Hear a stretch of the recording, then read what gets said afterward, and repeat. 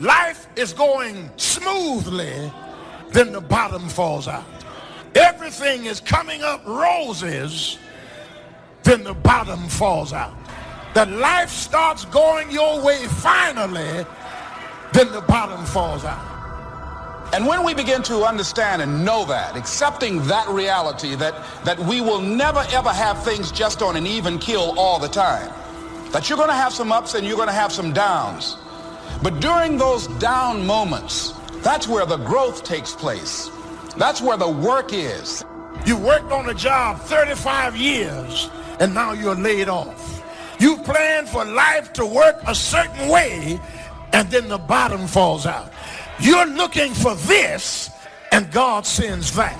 That even though you love God does not mean that the bottom will not fall out.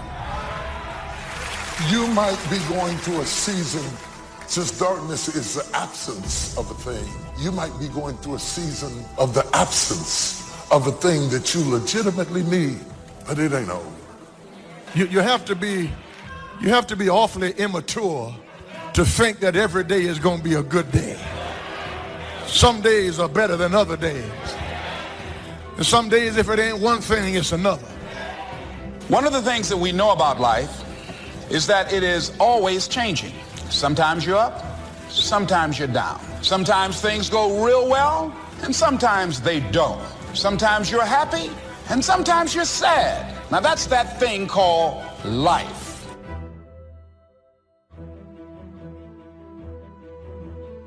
You may have to function for a while without the absence of the thing you adore. But it's not over. It's just that God has created the treasures of darkness. And in order to create the treasures of darkness, he has to take away light so that he can incubate what he's about to do in your life. And I'm going to tell you right now, it won't be easy.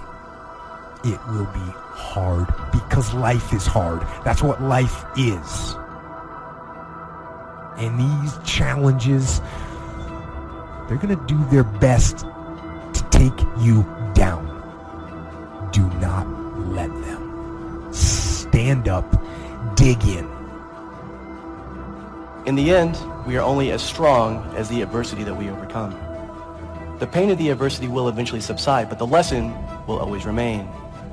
And that lesson will strengthen you to endure your next battle, this time stronger and wiser than before. Line up those problems and confront them. Face them. Do not let them bring you down. In fact, let those challenges raise you up. Let them elevate you.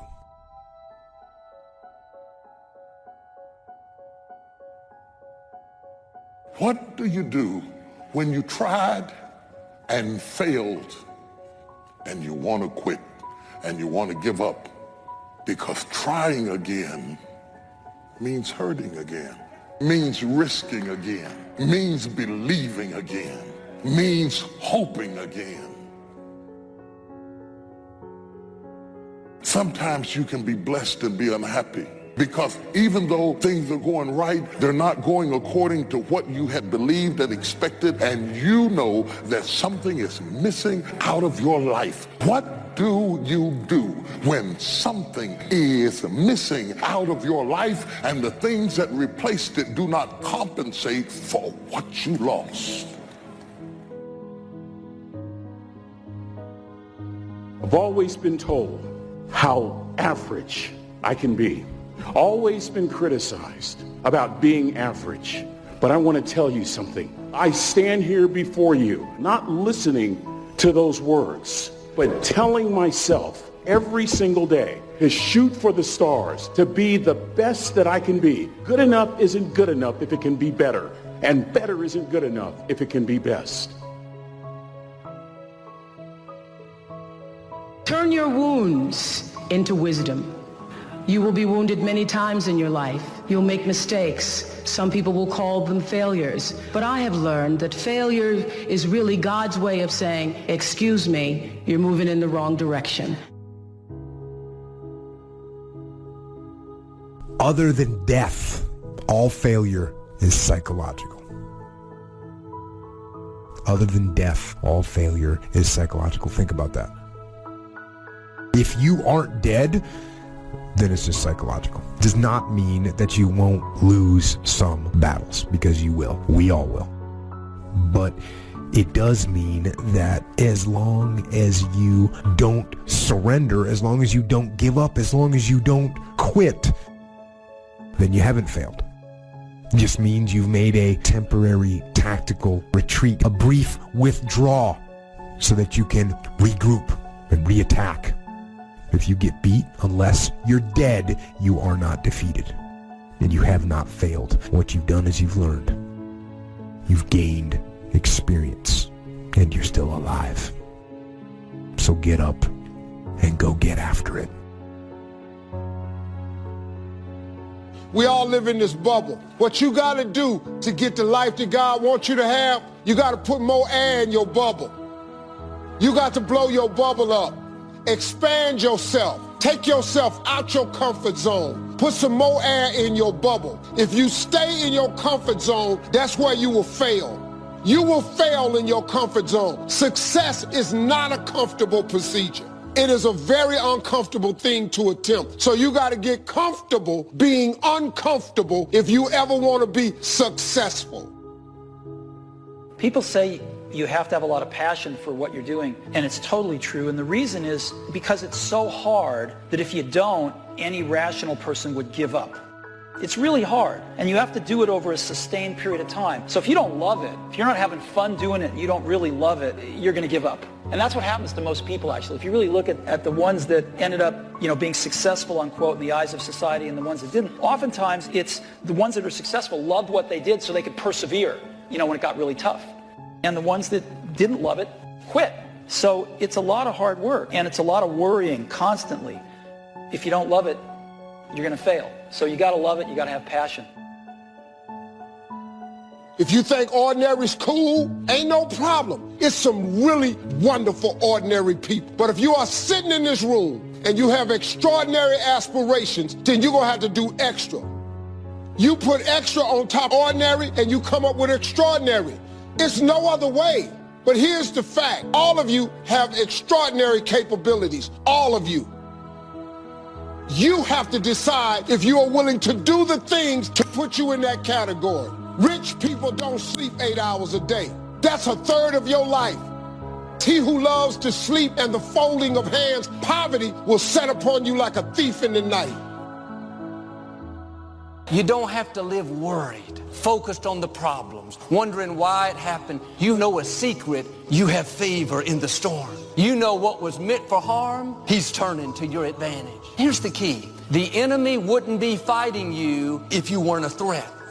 Oh, get ready. Favor is about to turn things around. Favor is about to catapult you to a new level. Favor is not going to keep you from the storm, but favor will bring you out of the storm.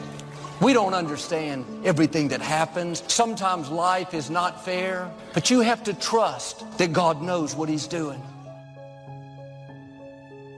This thing called life, you just don't know what the next moment will bring. But here's what I do know, and I want you to know, you have comeback power.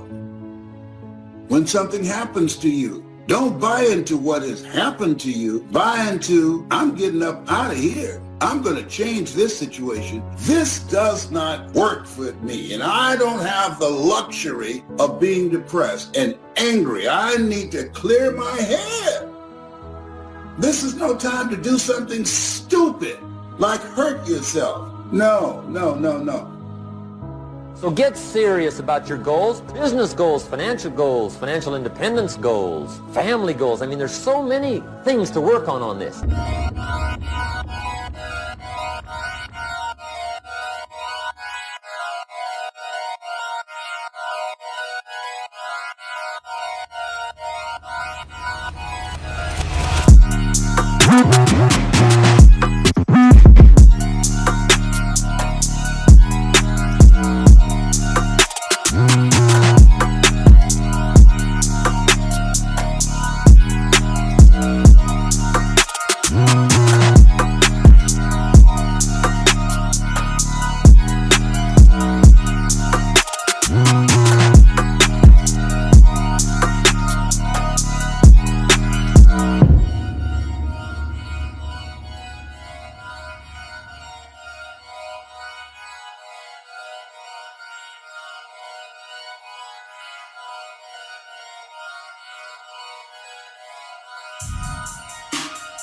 If you don't get busy and work on it, sure enough, the time will pass. And sure enough, 5 years from now, you'll wind up where you don't want to be, wearing what you don't want to wear, driving what you don't want to drive, being what you don't want to be. Now's the time to fix it.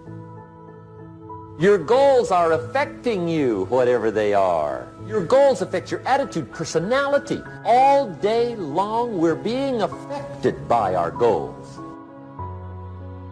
You got to clear your head so that the decision that you make represents the best in you. People who don't stop to clear their heads, they react. They don't respond. Be still and know that you're going to get through this. You're going to get through this. And you don't want to be radical. You don't want to be erratic. Just be still and know, I'm going to get through this. You got to assure yourself. You have to encourage yourself. You have to clear your mind. Your better future is a dream. Where do you want to go? What do you want to do? What do you want to be? What do you want to see? You've got to dream dreams. Without dreams and visions, people perish. You've got to have something to go for. Take the crumbs from starving soldiers, they won't die. Take the bread from hungry children, they won't.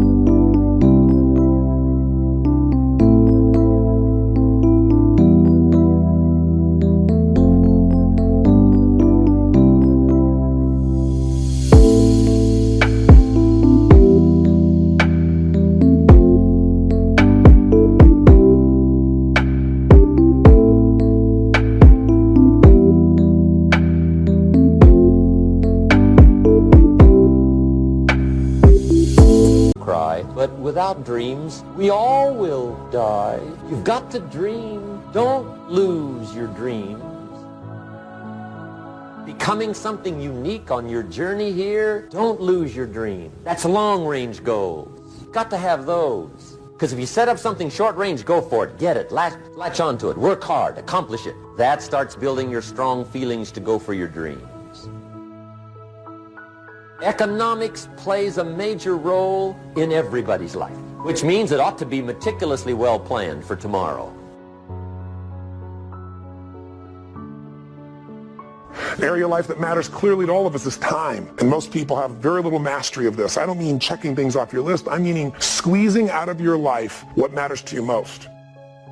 Your career, where is it now? And where are you financially compared to where you want to be? And especially with some of the changes that have happened in the economies around the world. And then finally, where are you in your level of sense of meaning, of contribution, and your sense of celebration in life? These are the areas that really matter most. Sit down and define what this looks like for you today. And invariably what we find out is almost everybody has some gaps. Gaps between where you are and where you want to be. And even if you've done incredibly well, I mean, I deal with some of the most successful people in the world, they're usually still happy in their life because they're hungry. They haven't lost that drive that says, look, what makes me feel alive is to know I'm growing. You know, if my life's going to get better, I got to get better. I can't just hope it. And if my life is going to be rich emotionally, it's got to be expanding. And they know that. If you work your tail off at work to take care of your family and be the best at what you can do, if your career's going really well, isn't that the nature of human beings?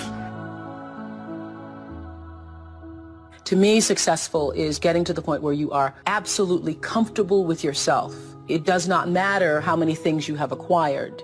The ability to learn to say no and not to feel guilty about it, to me, is about the greatest success I have achieved. The fact that I have, in the public side, done whatever, it's all a part of a process for growing for me. But to me, to have the kind of internal strength and internal courage it takes to say, no, I will not let you treat me this way, is what success is all about. I will not be treated this way. I demand only the best for myself.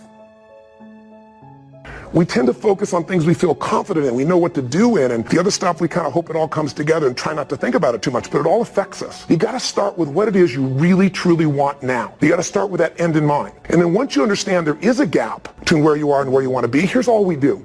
We believe that the most powerful way to change anything is total immersion.